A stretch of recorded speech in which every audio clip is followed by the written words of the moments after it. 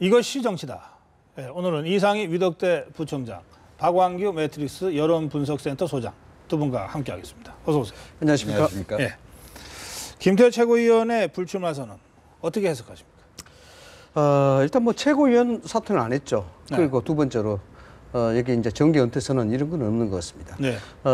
일단 그 불출마 선언의 얘기 자체가 초심을 잃었기 때문에 마지막 양심을 우러내고 초심을 잃었기 때문에 부끄럽다는 그런 얘기를 했습니다. 이런 워딩 그 자체로만 보면은 기존 정치권에 대해서 뭔가 상당한 의미 있는 메시지를 던져준다는 그런 측면에서는 어떤 일단은 뭐 의미는 있다 이렇게 봅니다. 김태호 최고위원의 이 기자와의 문답을 다시 한번 들어보겠습니다.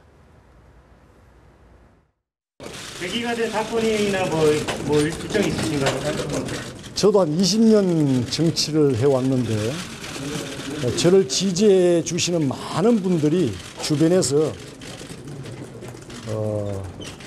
많은 문제점들을 지적했습니다. 더 실력과 깊이를 갖춰야 된다라는 조언이 많았습니다. 당 지도부에게는 어떤 입장을 전달하셨나요? 오로지 저희 가족들하고만 상의했다는 말씀을 드립니다. 이번 결정은 제 정치한 이후로 처음으로 정치적 고려 없이 결단을 내렸다. 이거를 이제 향후 대권 행보의 일환으로 보는 시각도 있는데 철저하게 저 자신부터 돌아보는 시간, 그리고 진정한 그런 미래에 걸맞는 그런 실력과 또 깊이를 갖췄을 때 저는 돌아올 수 있다고 생각합니다. 네, 진정한 실력과 깊이를 갖췄을 때 돌아오겠다 이런 얘기죠? 네, 그렇습니다. 어떻게 보셨어요? 네, 그 불출마 선언문을 살펴보면 본인에 대한 나름의 좀 평가를 하신 것 같습니다. 그래서 그 한마디로 정리하면 그동안 좀 많이 좌충우돌 하셨다. 그리고 여러 가지 좀 부족하다. 예. 그래서 공부 열심히 하고 다시 돌아오겠다. 그래서 통상적인 불출마 혹은 정계 은퇴 선언하고 조금 다릅니다. 보통의 경우는 이제 뭐 후진을 위해서 내가 정계 은퇴를 하겠다. 내지는 이제 우리 당의 승리를 위해서 이제 앞으로 백의정군 하겠다. 뭐 이제 이렇게 보통 되지 않겠습니까? 근데 이번에 우리 김태호 최고위원의 불출마 선언은 금방 말씀드린 대로 좀 내가 여러 가지 부족하다. 부족해서 다시 재충전해서 다시 돌아오겠다. 어떻게 평가하세요? 해석은 그렇게 하셨고. 예, 해석은 그렇게 하고 평가는 일단 뭐 저는 정치인이 뭐 아까 앞에서 말씀이 있었습니다만은 대권 행보를 위해서 뭐 또 이 새로운 도전을 해보겠다라고 하는 것은 저는 뭐 당연하고 또 그렇게 해야 한다. 저는 뭐 그렇게 생각하고 있습니다. 정계 은퇴를 선언하지 않았기 때문에 심기 일전에 이제 그 부분을 해석을 해야 되겠죠. 아시다시피 이제 국회의원 배지라는 것은 달리는 열차와도 같습니다. 뭔냐 그러면은 달리는 열차에서 뛰어내리면은 다시 타기가 굉장히 어려운 거거든요. 그럼에도 불구하고 지금 여기에 대해서 불출마 선언을 했다. 네. 이 부분은 어떤 의미로든지 기대권 내려놓기는 분명한 것 같습니다. 그래서 네. 상당히 의미 있다고 이렇게 봐야 되는 것인데 네. 다만 이제 정치적으로 해석하자면은 이런 것이겠죠. 쉽게 이야기하자면은 그럼 김태호 의원은 왜 지금 불출마 선언을 했느냐? 뭔가 문제 있기 때문에 아니냐? 이거 아니겠습니까? 지금 상황에서 대권을 바라보든 국회의원을 바라보든 본인의 정치적 이미지가 상당히 훼손된 건 사실인 것 같습니다. 뭐냐 그러면은 작년에 최고위원 사퇴해서 다시 번복한 부분이라든가 예. 그다음에 유승민 파동에 있어서 여러 가지 적절하지 못했던 그런 부분들 이런 것들이 본인이 대권을 가기 위한 정치 이미지로 상당히 약하다. 또는 동교태의 이미지다. 더 장출홍돌의 이미지다. 이 이미지 갖고는 당내에 있어도 대권에 대한 그림 자체가 안 나온다라고 판단했을 수 있죠. 예. 그래서 여기서 한 발 물러서서 생각해 봤을 때 결국 대권을 하려고 그러면은 가정을 했을 때 세력이 필요하지 않겠습니까? 그 세력을 모이는 작업들을 당내에서 할 것이냐 아니면 당 밖에서 할 것이냐 이래 봤는데 그러면은 불출마 선언에서 당 밖에 할 수도 있다는 얘기죠.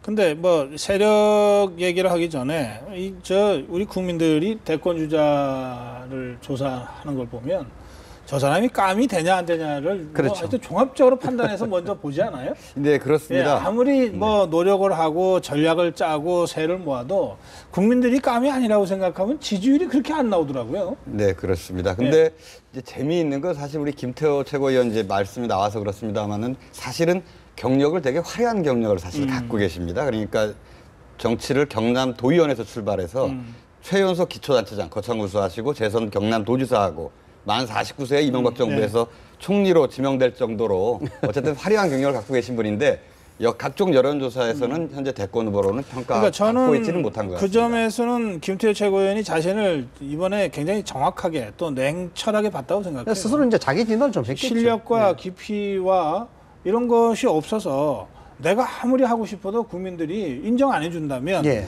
이런 국회의원 한 번 더 해서 뭐하냐. 예, 이제 그러니까 그게- 내가 제대로 실력 갖춰서 다시 돌아오겠다 이 얘기 아니에요. 예, 그러니까 이게 철저한 냉혹한 자기 성찰 같으면은 예. 이게 굉장히 괜찮은 얘기죠. 음. 괜찮은 얘기도 뭐 인터뷰에서도 방금 본인이 이야기했듯이 정치를 20년 이상 했다고 네. 이야기했지 않습니까?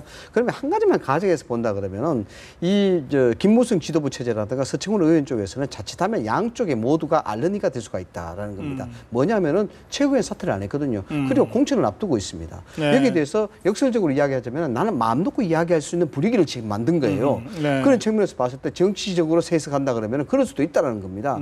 공천에 있어서 여러 가지로 감나라 판나라 또는 여러 가지 직간접적 관여할 수 있는 소지가 분명히 생긴단 말이죠.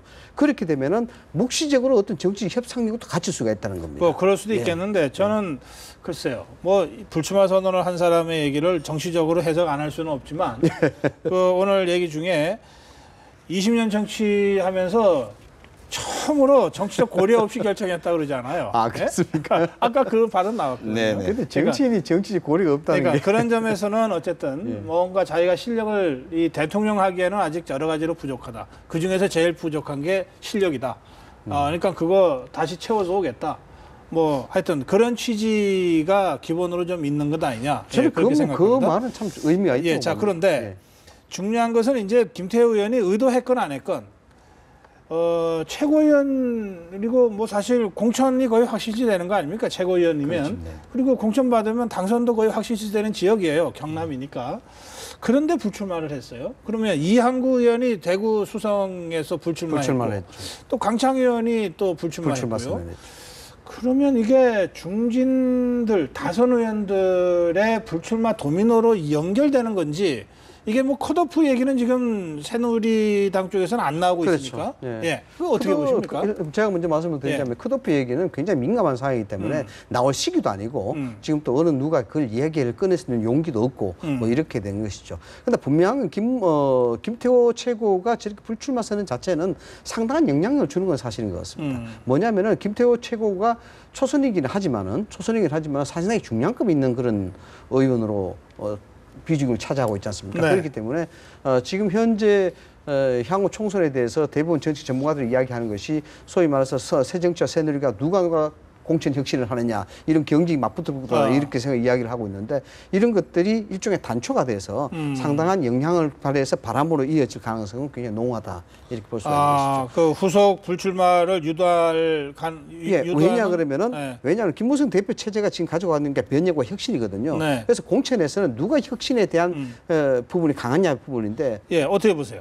네, 일단 김태호 최고위원은 재선이시고 그 지역구가 경남 김해을입니다. 김해을이 잘 아시는 대로 소위 그 노무현 대통령의 이제 고향이고 그래서 일단 지역구 사정도 그렇게 전 간단치는 않을 것이다 이렇게 생각하고요. 지금 오히려 인적 혁신, 세대 교체 이런 게 가장 필요한 데가 사실은 야당입니다. 그러니까 야당의 소위 다선 의원들 또 연령이 높으신 의원들이 굉장히 많은데 이제 이런 이제 물갈이의 어쨌든 계기로서 이런 이제 불출마가 상당히 압박으로 작용할 가능성이 좀 높다 이렇게 생각합니다. 예를 들어서 새정치 쪽에서 어느 정도 중진급 인사가 불출마 선언이 된다 그러면은 뒤에서 이 정치권에 상당히 이제 여기 불출마 선언에 러시를 이룰 가능성이 아니 굉장히 새정치연합은 지금 문재인 대표 최재성 총무본부장이 불출마 선언한 상태 아닌가요? 지금 문재인 대표는 확실치 않습니까? 임팩트가 굉장히 약하죠. 그 최재성 총무본부장의 불출마 선언은 아직 뭐 최근에 이렇게 확인된 바가 별로 없기 때문에 본인의 입으로 직접 확인된 바가 없기 때문에 아니 지난번에 했는데. 예, 그 부분은 네. 지난번에 했습니다만 네. 이게 이제 정치적으로 함의 자체가 굉장히 축소돼 버렸죠.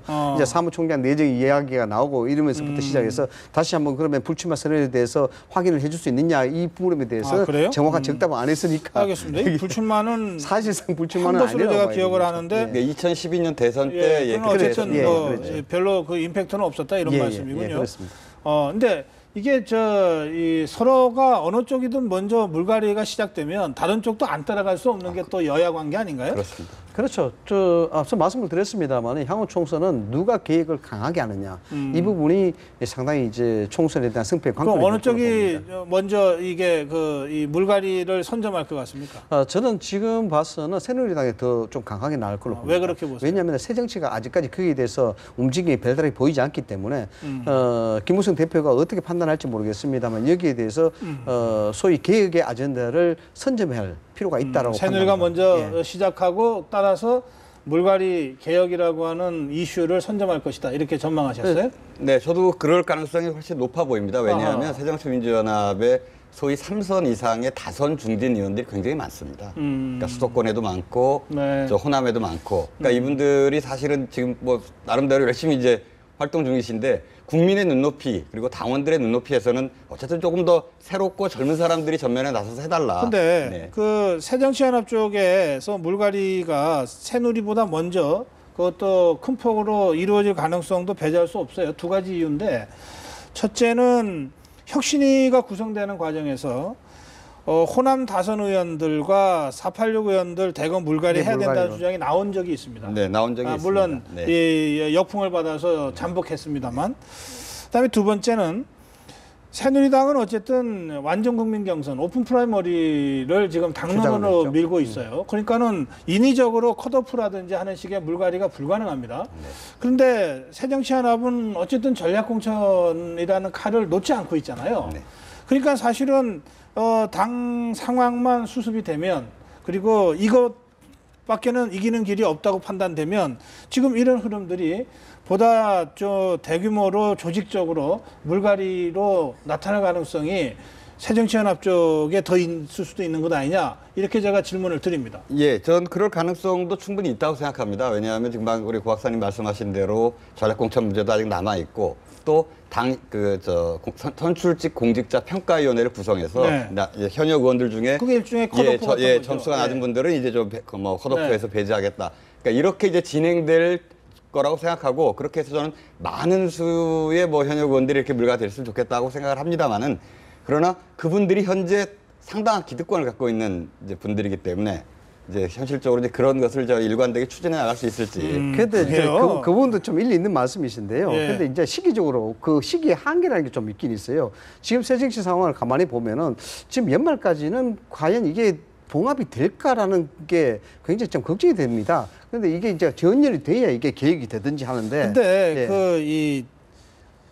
일단 선거가 임박해오고 이거 이대로 가다가는 다 죽는다고 하는 절박한 위기의식이 당내에 확산이 되면 19대 총선에 김무성 대표도 공천 탈락하지 않았습니까? 그렇죠. 그러니까 이 성역이라고 하는 게 거의 존재할 수 없거든요.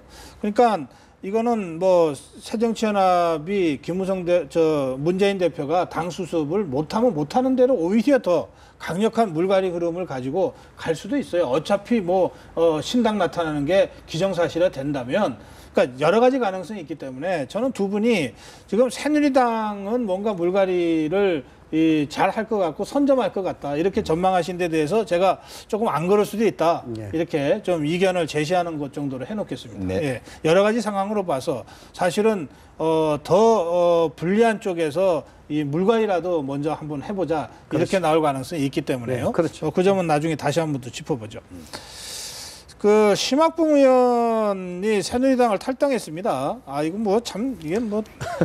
이건 복잡한 사건도 아니고 무슨 정치적 함의가 있는 사건도 아니라서 그러나 어쨌든 안 짚으면 또 안 되는 사건입니다. 이번에는 먼저 박완규 소장께서 네, 현 정부가 출범하면서 반드시 근절하겠다고 했던 것 중에 그 4대 악 중에 하나가 성범죄입니다. 근데 성범죄가 사실상 이 박근혜 정부 들어서서 고위 공직자들의 성범죄가 너무나 많았습니다. 입에 담을 수도 없는 정도로. 그리고 이건 저는 여야 문제도 아닌 것 같고요. 그래서 이 고위 공직자들의 이 윤리의식에 대한 좀 근본적인 문제 제기가 필요한 시점이 아닌가 생각하고, 그래서 저는 오늘 오면서 그런 생각을 한번 했습니다. 그 고위 공직자들의 성범죄에 대해서는 가중처벌하는 그런 좀 이 법이라도 좀 만들어서 엄단해야 되는 것이 아닌가 그런 생각이 들었습니다. 예. 이게 저 국회의원들에 대한 자질론이죠. 사실 이 부분이 이 공천을 하는 부분에서도 여기에 대한 책임을 져야 되는 부분이 있는 것이고 또 국민에 대해서 선출된 사람인 만큼 이 부분에 대해서는 이제 앞으로 이제 공천권 행사에서도 상당히 좀 면밀하고 아주 명확하게 해야 되겠다는 그런 생각이 됩니다. 왜 제가 이런 말씀 드리냐 그러면은 이 심학봉 의원이 영남 지역에 소위 말해서 새누리 있는 텃밭에 선출된 국회의원이란 말이죠. 그만큼 소위 말하자 그러면은 공천만 받으면 무조건 당선이 될 가능성이 높은 지역에 있는 의원이란 말이죠. 그 새누리당의 기득권 지역에서 나온 이런 성추문 사건이란 말이죠. 이런 것들이 국민들한테는 더욱더 강도 있게 이게 비판을 받는 이유 중에 하나입니다. 그래서 앞서도 우리가 뭐 물갈이 넣어서 이야기했습니다만은 특히 이거 새정치 같은 쪽은 호남 쪽, 그다음에 새누리 같은 영남 쪽 이런 데에서는 정말 자질이 엄선된 사람으로 차제에 확실하게 뭔가 국민들한테 동의를 받을 수 있는 그런 사람들로 공천이 돼야 된다는 생각이 좀 합니다. 그런데 아니 이 사람이 탈당을 해버리니까 뭐 의원직 사퇴는 이런 방구도 없고 그러니까요. 그 새누리당에서 이게 무슨 이제 새누리당 의원이 아니게 돼가지고 예. 할 수 있는 방법이라는 게 그럼 결국 국회 윤리위를 소집해서 그렇습니다. 뭐 이렇게 그 처벌하는 수밖에 없는데 이게 또 사실관계가 분명히 밝혀지기 전에 뭘 윤리위가 소집돼서 처벌하는 거가 이게 과연 가능하냐? 이렇게 되면 사실관계 밝혀질 때까지 기다려야 되고 기다려야죠. 이게 기다리는 게 1년이 될 수도 있고 2년이 될 수도 있는데 그렇잖아요. 이게 무슨 무죄 추정의 원칙이 있어서 설사 재판에 들어가더라도 2심, 3심 다 거칠 3심까지 다 때까지는 거칠 때 무죄로 기다려야죠. 추정을 해줘야 되니까. 예. 그러니까 이런 법리의 이 허점을 노리고 이 사람이 지금 이렇게 한 것 같아요.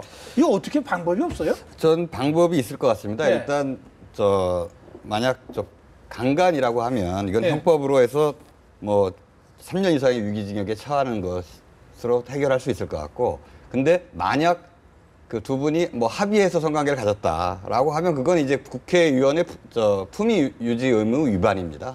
예, 그래서 저는 윤리위에서 얼마나 제소할 수 있을 것 같고, 지난번 어떤 분도 성희롱 발언을 해가지고 국회 윤리위원회 제소돼서 네. 국회 본회의에서 부결된 사례가 있었습니다. 그래서 네, 그때 네. 아주 국회의원이 여론의 문매를 맞았죠. 그래서 저는 이거 윤리위 제소하고 본회의에서 표결해서 충분히 저는 제명할 수 있는 그런 사안이다. 네. 저는 차제에 오롯이 말씀입니다만은 차제에 국회의원들이 스스로의 자질에 대해서 뭔가 제도적 장치를 만들어야 된다 저는 봅니다. 왜냐 그러면은 우리가 국회의원의 자격을 보면은요 헌법상에 사실 특별하게 규정된 게 없습니다. 다만 헌법 7조, 헌법 46조에 공익을 위해서 이해한다, 국익을 위해서 이야기한다, 뭐 국민의 이익을 대변한다 이 정도로 사실상 헌법상의 국회의원 지위를 함축시켜 놨단 말이죠. 네. 여기에 대해서 이런 성추문에 대한 문제라든가 성에 대한 문제라든가 예. 그다음에 비리에 대한 문제라든가 네. 이런 데 대해서는 명쾌하게 어떻게 해야 된다는 그런 법적 조치가 아무것도 없습니다. 알겠습니다. 예, 그래서 차제에 이런 부분들도 자정적 차원에서 충분히 마련할 필요가 있다. 하여튼 뭐 어물쩡한 씨는 꼴뚜기가 시킨다고 이 한 사람의 이 말도 안 되는 그 행태가 지금 정치권 전체를 또다시 정말 이 나락으로 몰아넣고 있습니다. 이 정치권이 뭐 이 경찰 수사 기다리기 전에 먼저 할 수 있는 일들은 빨리빨리 하는 게 좋겠어요. 네. 자, 그리고요.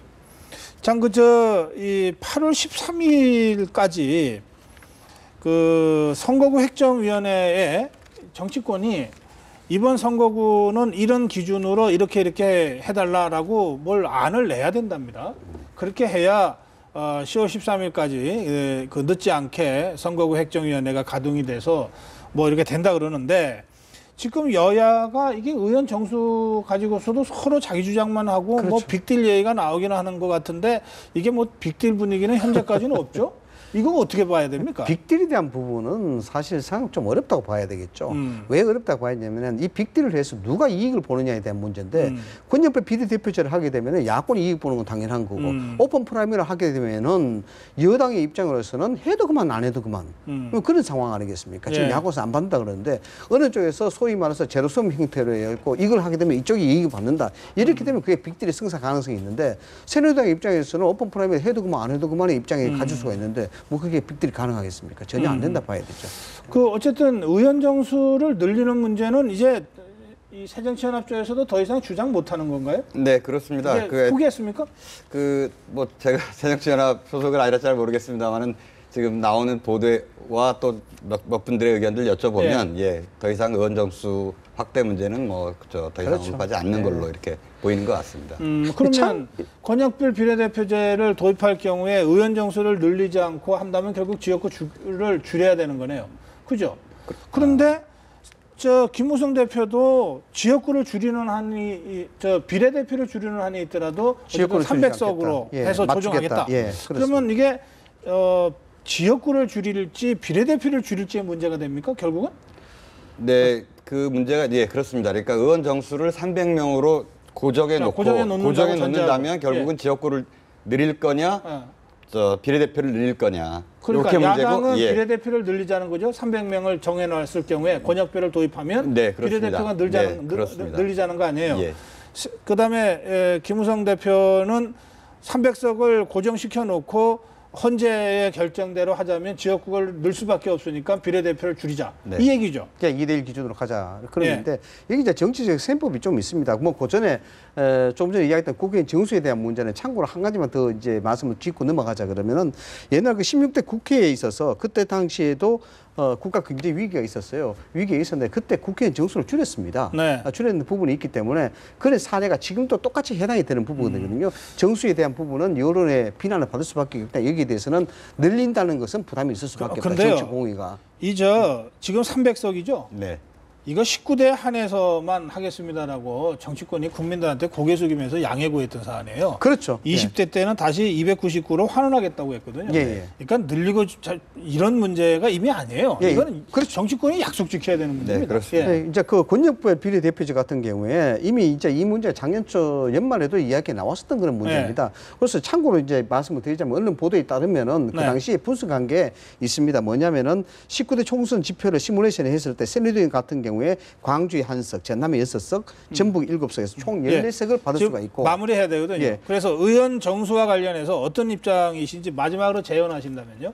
예, 먼저 이상희 부총장. 일단 의원 정수 확대에 대해서는 국민 정서를 용납하지 않기 때문에 네. 이 부분은 지금 기존의 의석들을 묶어놓고 300석으로 아니면 299석. 299로 다시 환원시켜야 된다니까요. 예, 299석으로 묶어놓은 상태에서 예. 지금 늘린다는 게 말이 안 되지 않습니까? 예. 국민 세금이 들어가는 문제인데 예. 그게 정서도 맞지 않는 부분이고 그러니까 299로 하고 예. 여기에 대해서 이제 권역별 비례대표제라든가 예. 이런 부분들에 있어서는 결국 이게 이제 국민의 입장에서 생각하는 것보다 정치적 실익에 대해서 입장을 이야기하는 거 아니겠습니까? 네. 예, 그러니만큼 이 부분은 여야가 사실상 뭐 영남에서 호남 대표가 호남 의원이 되는 거 상당히 좋습니다만은 좀 더 치열하게 의논을 해서 결정해야 되는 문제다. 알겠어요. 예. 라는 생각. 네, 이 뭐 선거 구제 문제, 선거 제도에 대한 문제는 여야 간의 의견이 팽팽한 문제입니다. 그래서 어느 쪽으로 쉽사리 결론이 나기도 어렵고 어떤 것이 옳은지도 사실 좀 불분명합니다. 그래서 그럴 때 유일하게 기준이 되는 게 저는 하나 있을 것 같습니다. 그러니까 중립적인 헌법기관인 선거관리위원회가 지난 2월 25일에 지금 정치권에서 논의되고 있는 모든 것에 대한 안을 냈습니다. 그래서 이 안대로 전 여야가 합의하면 모든 문제가 해결되지 않을까 이렇게 생각합니다. 두 분이 아무 말씀도 안 하신 것 같은데 여야가 합의하면 해결된다. 아니 그렇게 여야가 합의를 못해서 지금 제가 질문을 드린 건데. 국민한테 알겠습니다. 어쨌든 오늘 확인한 것은 예. 299로 환원하는 것이 맞다. 일단 정수는 고정해 놓고 그리고 헌재 결정을 어떻게 반영할 것인가 이렇게 여야가 머리를 맞대라. 네. 이렇게 마무리하겠습니다. 고맙습니다. 감사합니다.